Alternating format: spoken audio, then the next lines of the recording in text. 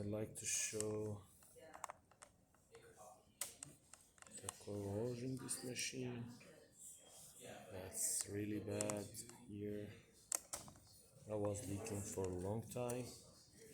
All of those water level sensor probes are gone, and even the heating element, the boiler itself, the steam boiler leaks, and here's like the steamer also leaks heavily. So from there is a part, it's impossible to take it off this way. Whatever, if you try, it's gonna come out the whole thing. And even the solenoid valve here is broken, so the whole machine is gone.